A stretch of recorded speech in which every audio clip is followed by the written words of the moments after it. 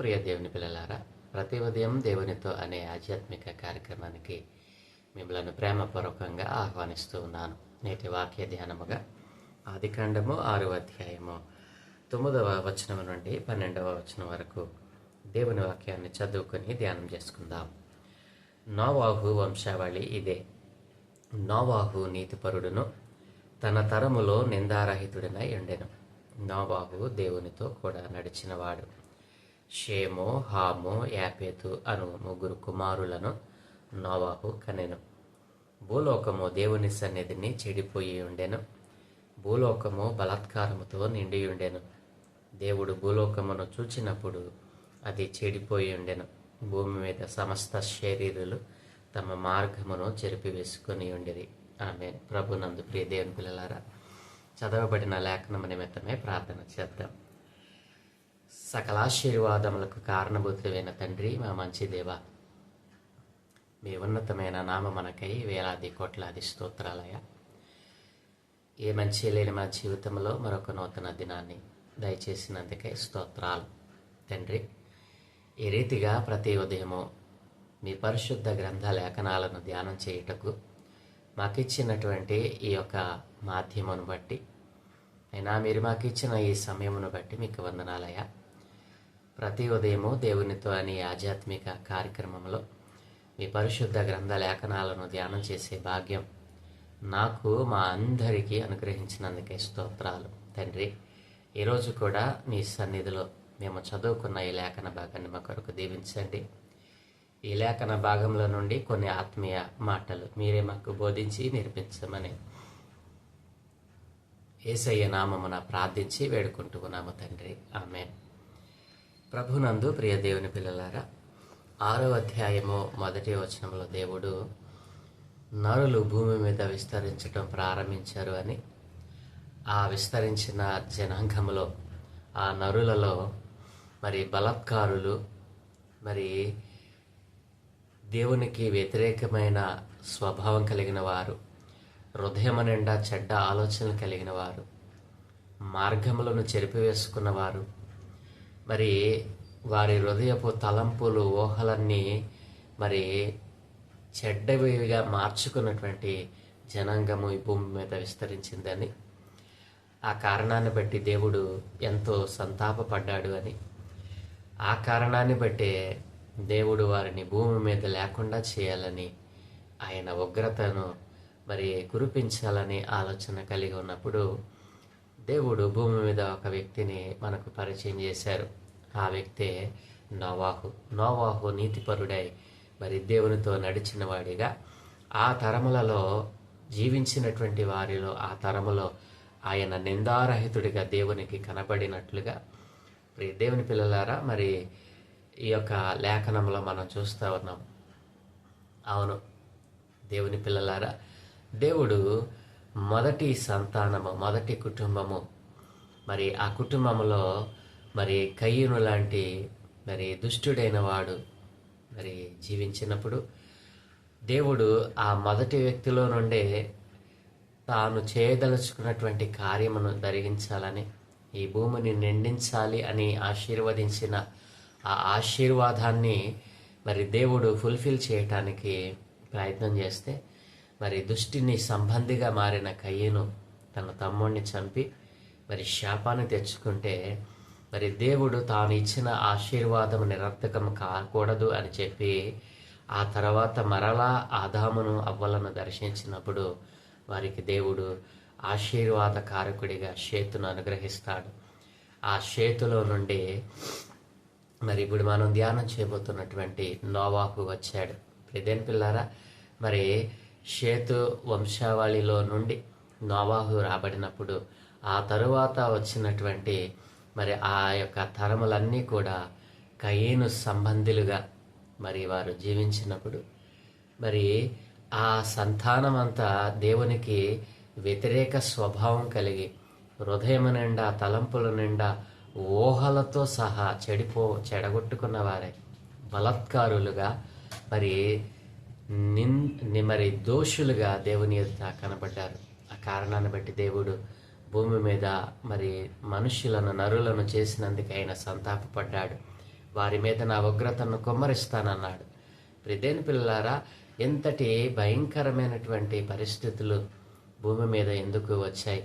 అది కూడా తన రూపంలో చేసుకున్న మానవుల జీవితంలో ఎందుకు ఇవన్నీ ప్రవేశించాయి అనంటే, ఆదిలో మరి మన తల్లిదండ్రులైనటువంటి అవ్వ ఆదాములు చేసిన అజ్ఞాతిక్రమమే. ప్రియ దేవుని పిల్లలారా, ఎప్పుడు మెల్లని స్వరాన్ని వినేటువంటి అవ్వ ఆదాములు ఆ దినాన్న మరి అన్యుని స్వరము విని అవిధేయతను లోపలికి తెచ్చుకున్నారు. హృదయము చెడగొట్టుకున్నారు, ఆలోచన చెడగొట్టుకున్నారు. కన్నులు తెరవబడతాయన్న దేవుని మాటను నిరర్థకం చేశారు. అయినా ప్రేమ కలిగిన దేవుడు వారిని మరి సంహరించకుండా, చస్తారు అన్నటువంటి వారిని చావనివ్వకుండా కాపాడగలిగాడు. ఆయన ప్రేమ కలిగిన వాడు. ఆయన ఇచ్చిన ఆశీర్వాదం నిరర్థకం కాకూడదు. నేనే ఆశీర్వాదం ఇచ్చి ఆ ఆశీర్వాదాన్ని నేనే తీసివేసిన వాడిగా అవుతాను అనేటువంటి అపవాదు ఆ సర్వశక్తి కలిగిన దేవుని మీద పడకుండా ఆయన ఆశీర్వాదము వెంట ఆశీర్వాదమునిస్తూ, మరి ఒకడు భ్రష్టుడైపోతే మరి ఆ తరములో ఎవరో ఒకరు నాకు లేకుండా పోతారా అని అలాగున మరి షేతు వంశాన్ని ఆశీర్వదించిన దేవుడు మరి నోవాహుని ఎన్నుకున్నాడు. ప్రియదేని పిల్లలారా, మరి నోవాహు తరములో నోవాహు దేవునితో నడిచిన వాడిగా కనపడతా ఉన్నాడు.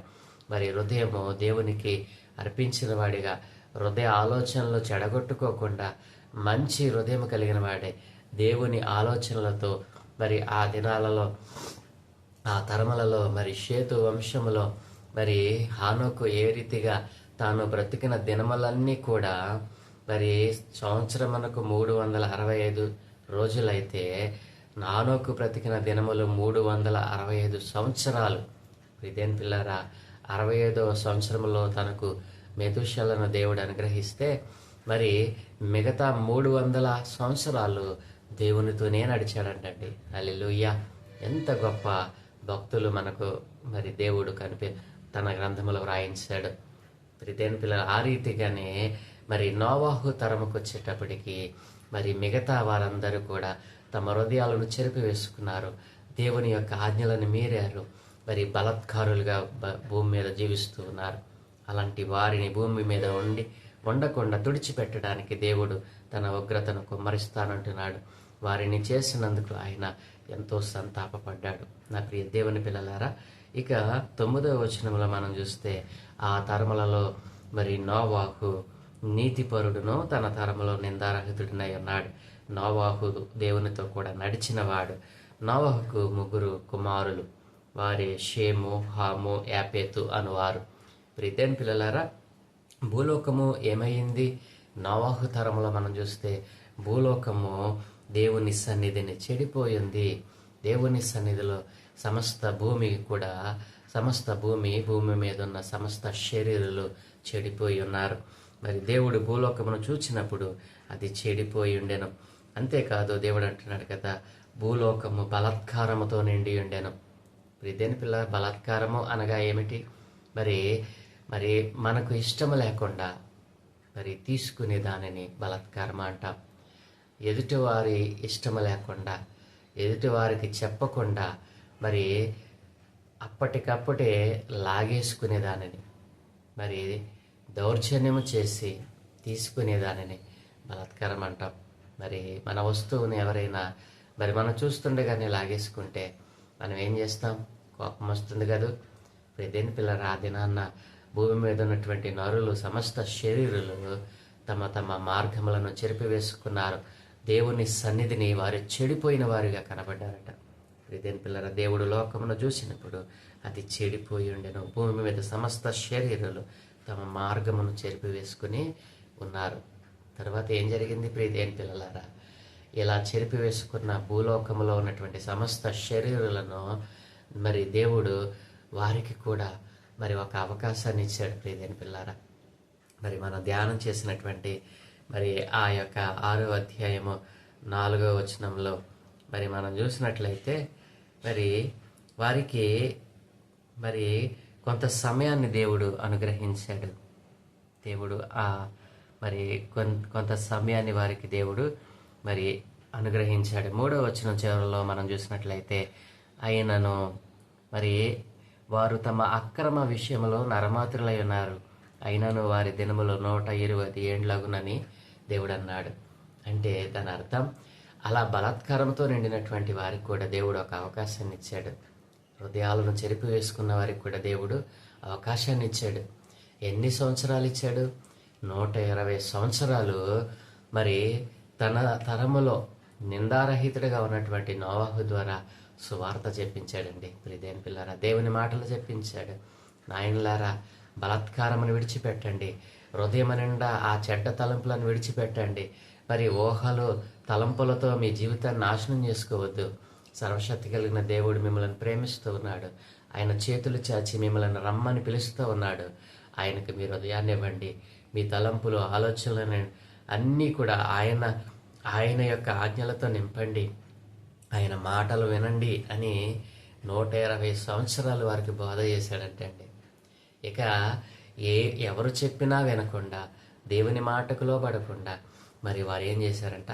బలాత్కారులుగా మరి జీవించారంట. బలాత్కారముతో వారు తమ జీవితాలను పోగొట్టుకున్నారు. భూమి అంతటిని చెడగొట్టేశారట. దేవుని సన్నిధిని, సమస్త శరీరాలు ఏమైపోయారు? తమ మార్గమును చెరిపివేసుకున్న వారిగా కనబడ్డారు. ప్రియదేని పిల్లరా, మరి అలా చెడిపోయిన వారికి కూడా దేవుడు ఎంత ప్రేమ కలిగిన వాడండి. 120 సంవత్సరాలు మరి తన భక్తిని ద్వారా ఆ చెడిపోయినటువంటి, బలాత్కారులైనటువంటి, దుష్టులైన, దుర్మార్గులైనటువంటి మరి మార్గములను చెరిపివేసుకున్న వారు, హృదయాలను పాడు చేసుకుని మరి దేవునికి వ్యతిరేకమైన తలంపులు కలిగిన వారికి 120 సంవత్సరాలు ఆయన అవకాశం ఇచ్చాడు. ఎంత దీర్ఘశాంతుడండి! దీర్ఘశాంతుడైన దేవుడు అనే నామము ఆయనకు సరిపోతుంది. ఎందుకంటే తాను చేసినటువంటి నరుడు నశించకూడదని ఆయన ఉద్దేశం. ఏ ఒక్కరూ కూడా నశించకూడదు, అందరూ అంతటా మారు మనసు పొంది మరి దేవుడు అనుగ్రహించే మహిమను పొందుకోవాలని, ఆ నిత్య రాజ్యం చేరాలని దేవుడు ఆలస్యం చేస్తూ ఉన్నాడు. నా ప్రియదేవుని పిల్లరా, ఆ మొదటి ఉగ్రత మరి భూమి మీదకి వచ్చిన కారణాన్ని బట్టి మరి ఏ రీతిగా వచ్చిందో అదే ఉగ్రతను దేవుడు మరలా కుమ్మరించగలడు. ఎందుకు మరి ఆ యొక్క ఉగ్రతను దేవుడు కురిపించడం లేదు అని అంటే, ఈ కాలంలో కొంతమంది నీతిమంతులు లేకపోలేదు. నోవాహు లాంటి కొంతమంది ఈ భూమి మీద జీవించుట కారణాన్ని బట్టే దేవుడు తన రాకను ఆలస్యం చేస్తూ ఉన్నాడు. నా ప్రియ దేవుని పిల్లలారా, నా ప్రియ దేవుని కుమారులు, కుమార్తెలారా, మీరు దేవునికి మరి మిమ్మల్ని మీరు సమర్పించుకున్నారా? మీరు రక్షణ పొందుకున్నారా? మీ రక్షణ జీవితంలో మీ హృదయం నిండా దేవుని మాటలు తప్ప మరి లోక సంబంధమైన మాటలతో నింపి వేసుకున్నారా? మీ ఊహలు, తలంపులు దేవునివై ఉంటూ ఉన్నాయా? ఒకవేళ మీ ఊహలు, తలంపులు, మీ హృదయ ఆలోచనలన్నీ దేవునివి కాకుండా ఈ లోక సంబంధమైన, ఈ లోకంలో మరి ధనము కోసము, పేరు ప్రఖ్యాతుల కోసము, మరి లేని దానిని కావాలనేటువంటి ఆశలతో నింపివేసుకుని మిమ్మల్ని మీరు పాడు చేసుకుని దేవుని మార్గముల నుండి, దేవుని సన్నిధిలో మీరు చెడిపోయిన వారుగా ఉన్నారేమో. జాగ్రత్త. దేవుడు ఈ ఉదయకాలమున తన మాటల ద్వారా నీకు తెలియజేస్తూ ఉన్నాడు. ఇప్పుడైనాను నీవు మనసు మార్చుకుని, నీవెంత ఘోర పాపివైనా, నీవెంత చెడిపోయినా, నీ హృదయం నిండా చెడ్డ ఆలోచనలు నింపుకుని ఉన్నా, ఒక్క క్షణము దేవుని సన్నిధిలో, యేసు ప్రభువ నా చెడ్డ హృదయాన్ని తీసివేయి, యేసు ప్రభువ నా ఆలోచనలు సరిచేయి, యేసు ప్రభువ నీవు రక్షకుడువు కదా, నన్ను రక్షించు అనే ఒక చిన్న మాటలు నీవు దేవుని సన్నిధిలో హృదయపూర్వకముగా, పూర్ణ మనస్సుతో, పూర్ణ వివేకముతో, పూర్ణ హృదయముతో నీవు దేవుణ్ణి అడిగినప్పుడు దేవుడు తప్పక నీ హృదయాన్ని తెరుస్తాడు. నీలో ఉన్నటువంటి గలిబిలి చేసే ఆ మనస్తత్వాన్ని, ఆలోచనలు, ఆ తలంపులను మరి దుష్ట హృదయం నీల నుండి తీసివేసి దేవుడు నిన్ను మనిషిగా మరి సంపూర్ణమైనటువంటి సంతోష ఆనందాలతో జీవించేవానిగా నిన్ను మారుస్తాడు. నీ జీవితంలో ఎంతటి ఘోర పాపివైనా, నీవు క్షమించరాని పాపములు, ఘోరమైన నేరములు నీవు చేసిన నా దేవుడు చేతులు చాచి నేను పిలుస్తూ ఉన్నాను. ప్రియదేని పిల్లారా, ఈ రీతిగా మీ బ్రతుకులలో ఒకవేళ మరి చెడిపోయిన వారిగా, బలాత్కారులుగా ఉన్నారేమో. ఈరోజు ప్రభు తన చేతులు చాచి పిలుస్తూ ఉన్నాడు. ఆయన చేతుల్లోనికి వస్తావు కాదు, ఆయన చేతులకు నీ చేతులు అందిస్తావు కాదు, నీ హృదయంలో నిన్ను గలిబిలి చేస్తున్న ఆ వ్యర్థమైనటువంటి చెడ్డ ఆలోచనలన్నిటినీ తీసివేసుకోవాలని ఆశపడుతూ ఉన్నావు కదా. నా దేవుడు నీ హృదయాన్ని మరి తడతాడు. నీ హృదయంలోనికి ఆయన రావడానికి ఇష్టపడతా ఉన్నాడు. నీవు ఆహ్వానిస్తావా? నా ప్రియ దేవుని పిల్లలారా, కళ్ళు మూసుకుందాం, ప్రార్థన చేద్దాం. మిగతా భాగాన్ని రేపు ధ్యానం చేద్దాం. సకల ఆశీర్వాదములకు కారణభూతుడైన దేవా, నా మంచి దేవా, నీకు వందనాలయ్యా. నాయన ఉన్నవాడను అనువాడను అను నామం కలిగిన వాడను, సర్వశక్తి కలిగిన దేవుడిగా, యెహోవా అను నామం కలిగిన వాడిగా నాయనా నీవు సమస్త శరీరాలను ఏలుతున్నవాడు.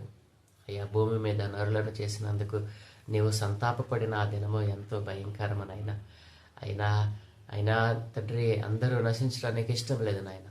అందరూ అంతటా మారు మనసు పొందాలని ఎవరైతే తమ హృదయములను మనస్సులను చెడగొట్టుకున్నారో, లోకముతో స్నేహం చేస్తూ ఉన్నారో, సత్యవంతుడైన దేవుణ్ణి ఎరుగకుండా ఇదిగో లోకంలోని ప్రతిదానికి మహిమను ఆపాదిస్తూ దేవుళ్ళుగా దేవతలుగా కొలుస్తూ ఉన్నారు, వారందరికీ అవకాశాలు వెంట అవకాశాలు ఇస్తూ ఉన్నావు నాయన.